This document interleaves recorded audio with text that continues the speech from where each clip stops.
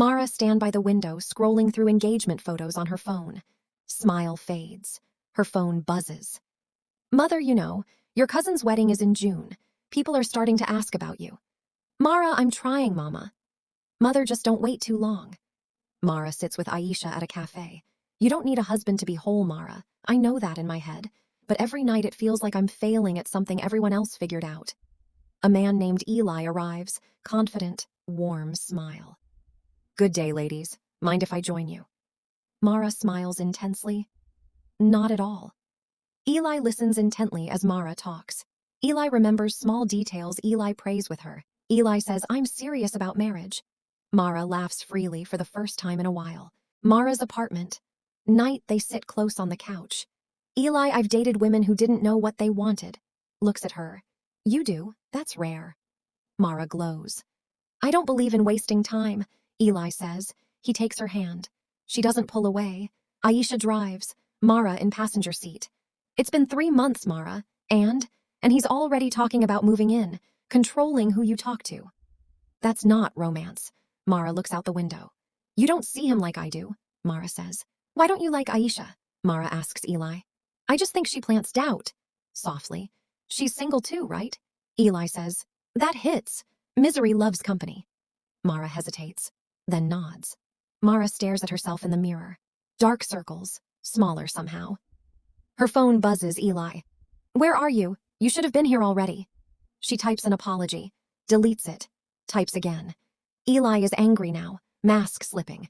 Do you know how disrespectful it is to make your future husband wait? Future husband? Mara exclaimed. He smiles, cold. Isn't that what you want? Eli said. Silence. Mara packs a bag, hands shaking. She stops, looks at her engagement board on the wall, visions of a life she wanted. She pulls it down. The apartment is spotless, too calm. Mara stands near the door with her bag. I don't think this is right, Mara says. Eli doesn't raise his voice. He smiles.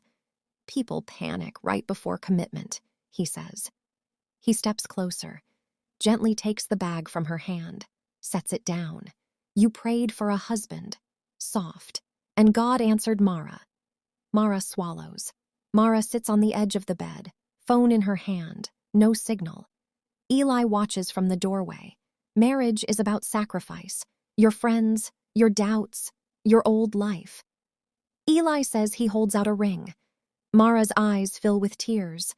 As they walk to the living room, Mara stands before a mirror Eli has placed against the wall. Her hair is styled differently, clothes he chose. Look at you, Mara. Perfectly ready. She barely recognizes herself. They go out to have dinner at a fancy restaurant. Mara texts Aisha under the table. If I don't come home tonight... Eli's hand slams the table. He doesn't yell. Secrets destroy marriages. Eli says he takes the phone, deletes the message, powers it off. After the dinner, they go home. Mara goes to the room, kneels in prayer. Mara whispering, Please, just give me a sign. The door opens. Eli stands there in a suit. I did. He holds up the ring again. A beat. Mara slowly nods. She changes into a white dress that Eli had prepared for her. Mara sits at the dining table, dressed in white. Not a wedding dress, just obedient white. Eli places papers in front of her, just signatures. Nothing dramatic, Eli says. Mara hesitates. Her phone buzzes in her bag. Eli's eyes flick to it. We don't need outside voices tonight. He slides the phone away. Mara signs. The next day, a rushed ceremony. No guests. Mara signs the marriage certificate. Her hand trembles, then steadies. She looks up at Eli. For a brief moment, her eyes are empty. The officiant smiles. Efficient. Congratulations, Mrs. Eli squeezes her hand hard. Mara forces a smile. As they leave the officiant, they go to a hotel. They enter the room and the door shuts. The click is loud, final. The room is beautiful, rose petals, soft lighting, champagne sweating in a bucket. Mara stands near the window, fingers twisting the edge of her dress. It's nice, Mara says. Eli loosens his tie slowly, deliberately, watching her in the mirror and says, Take off the dress. Mara turns. I just want to wash my face first. He stops moving. The air shifts. I didn't ask what you want, says Eli. A beat. She laughs nervously, steps toward the bathroom. His hand shoots out and grabs her wrist. Not hard. Not yet. I said the dress. Mars's smile flickers on instinct like muscle memory. Okay. She fumbles with the zipper. Her hands are shaking. He sits on the edge of the bed, watching, silent, evaluating. When the dress finally pools at her feet, she wraps her arms around herself. Mara swallows. He looks up. The smile is gone. He stands, steps close, lifts her chin with 2 fingers. Tears filled her eyes. His grip tightens just enough to hurt. Then, Eli softly says, "Welcome to marriage." The next morning, Mara reaches for her phone. He takes it first. "Who are you texting?" says Eli. "My sister." He scrolls, long, then sets it face down, then says, "You talk too much." Mara rolls out of bed to make breakfast for her new husband, but then burns the toast. "Useless," Eli says to Mara. She forces a laugh. "I'll make another one," Mara says. But Eli slams his cup down and says, "Every time excuses, don't even bother, I have lost my appetite." Eli stands up and walks away. Mara is dressed to go out. Eli says, "You're wearing that?" "I thought you liked it," said Mara. He circles her slowly and said, "I liked it before you were mine." She changes and runs her errands. Nighttime. She cries silently, back turned. He sleeps easily. On day 7, she drops a glass. It shatters. She freezes, doesn't breathe. He looks at the mess, then at her. A long pause. "Clean it up," Eli says. She kneels immediately, hands shaking. A shard slices her finger. Blood beads. "I'm sorry," says Mara. He watches her bleed, expression unreadable. "You apologize too much." Eli says it makes you sound guilty. She looks up, hope flickering. He steps over her, walks away. She stays on the floor long after the glass is gone, staring at her ring. The desperation that once pushed her toward marriage now traps her inside it. She stares at herself in the mirror, not crying this time, just looking. A faint bruise shadows her wrist, yellowing now, almost gone. She touches it, thoughtful. Behind her, the bedroom door opens. It's Eli. "Why are you in here so long?" he says. She straightens immediately. "I was just washing my face," Mara says. He leaves. The door closes. She exhales. But this time, instead of relief, something else rises. Mara goes to the living room to fold the laundry. His shirts, crisp, ordered. Her phone buzzes on the table. She freezes. A message lights the screen. "It's Aisha. I haven't heard your voice since the wedding. Are you okay?" Her thumb hovers. Fear pulses. Then another feeling, small, stubborn. Mara types, "Can you call me tomorrow?" Morning. She deletes it. Types again. "Yes."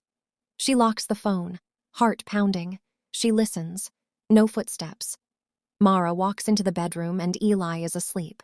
She lies awake on the bed. For the first time, she doesn't turn toward him. She stares at the ceiling. Memories slip in, things she laughed off.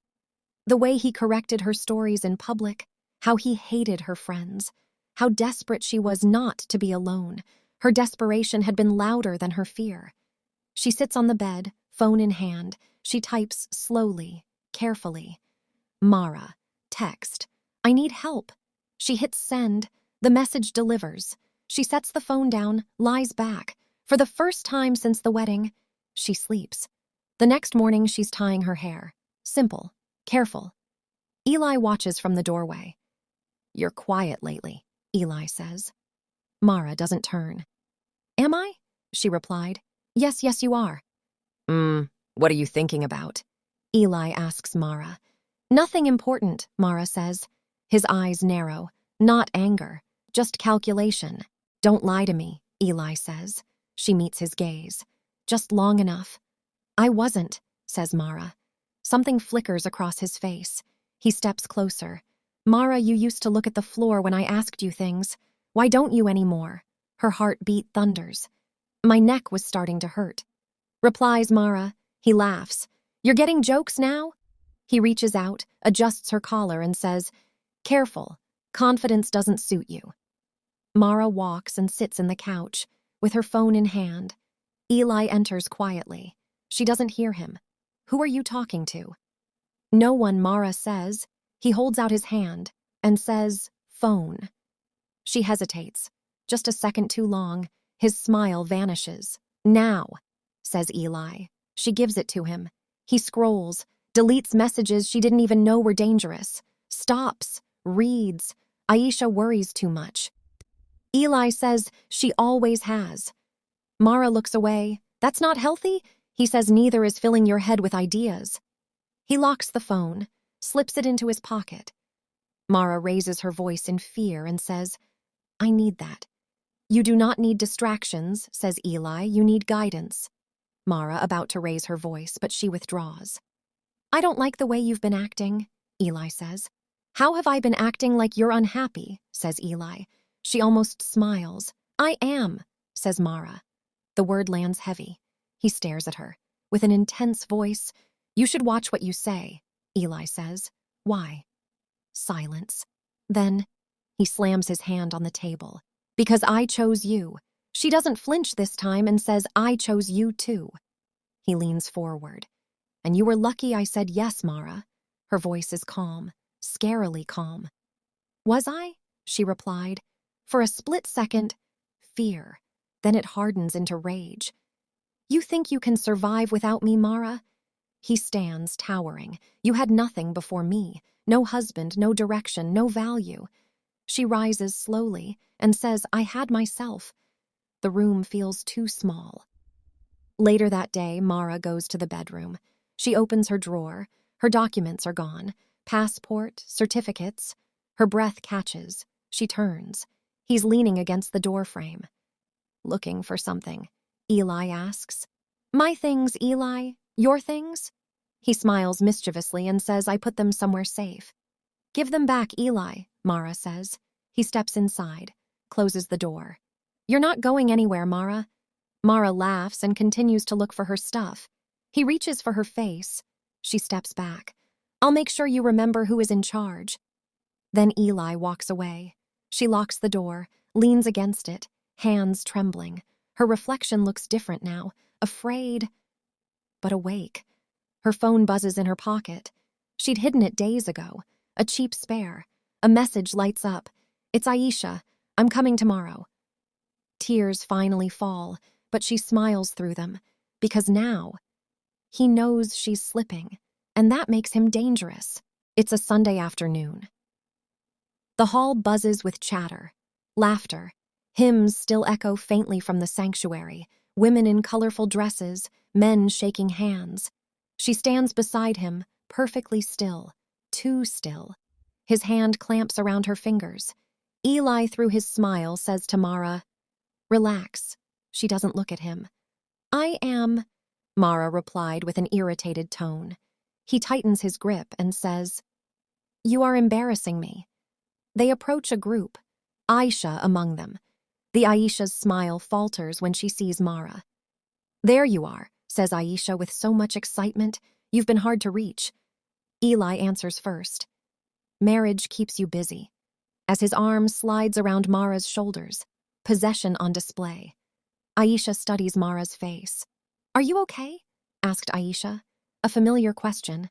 Normally she would laugh, deflect, protect him. She opens her mouth, he squeezes her shoulder. A warning. "She's fine," Eli said in a haste. Something clicks, audible only to her. She steps forward, out of his hold. "I am not," Mara says. The noise around them dips. Not silent, but attentive. "What?" Aisha says in shock. Eli chuckles. "She's just tired. You know how dramatic she can be." "He took my documents," Mara says. Heads turn. The man freezes. My phone, my passport. He reads my messages. He decides what I wear, when I speak. A murmur spreads. "Stop talking," Eli says softly. Mara continues. "If I don't smile, he hurts me. Not with fist, but with fear. You told me no one would believe me, and I was desperate. You knew all of that, Eli, and that's why you chose me. You didn't love me, you wanted permission." A gasp. Eli laughs, too loudly. This is ridiculous. He says she is unstable and she begged me to marry her. Aisha quickly speaks over Eli. Permission for what? She asked. Eli quickly interrupts. This is a private matter. You made it public when you controlled me in public. She lifts her wrist. The fading bruise is still visible. An elder from the church clears his throat. Son, is it true? He asks Eli. Eli looks around. Faces he expected to admire him now measure him. A wife needs discipline, he said, in a very condescending tone. The word hangs in the air, heavy, ugly. I am not leaving quietly. I am not protecting him anymore. And if you ever wondered how abuse hides, it hides behind smiles like his. She turns to the room. Security steps closer, slowly. The man backs up. You will regret this, Mara, Eli shouts. She meets his eyes. For the first time, he looks unsure. I already survived you. Mara takes her Aisha's hand, walks away. People part, not for him, for her.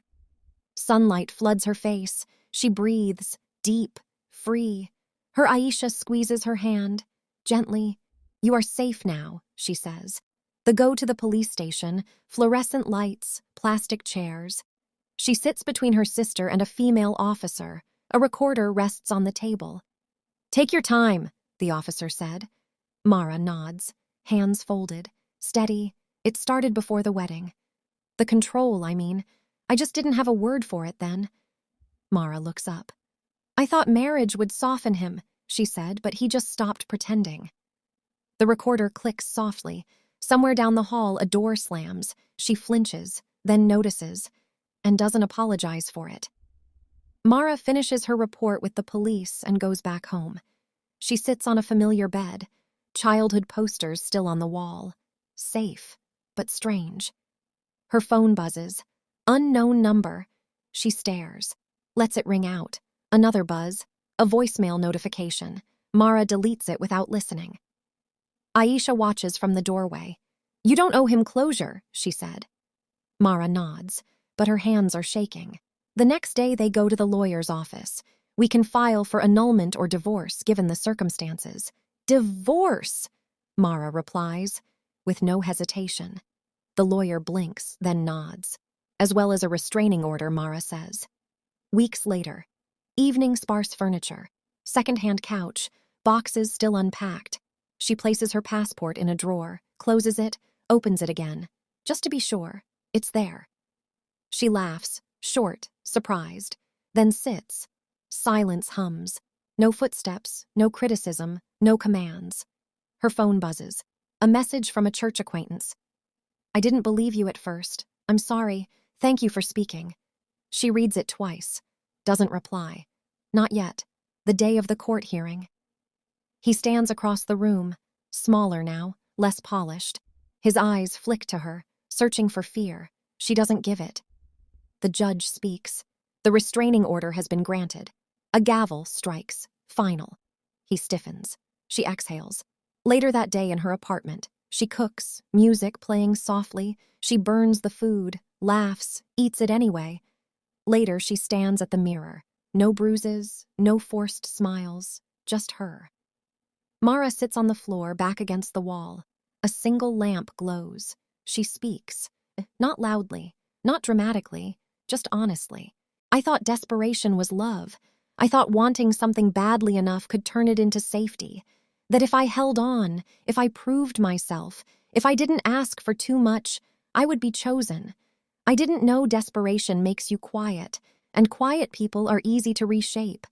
I chose marriage because I was afraid of being left behind, afraid of the whispers, afraid that time was running out and I was standing still. I didn't choose him. I chose escape. And he knew. People ask why I stayed. As if staying is a decision you make once. It isn't. It's 1,000 small surrenders, a laugh you don't mean, a silence that feels safer than the truth, a smile that costs you something every time. But survival is not obedience. Survival is the moment you notice the fear eating and stop calling it love. I didn't leave because I became brave.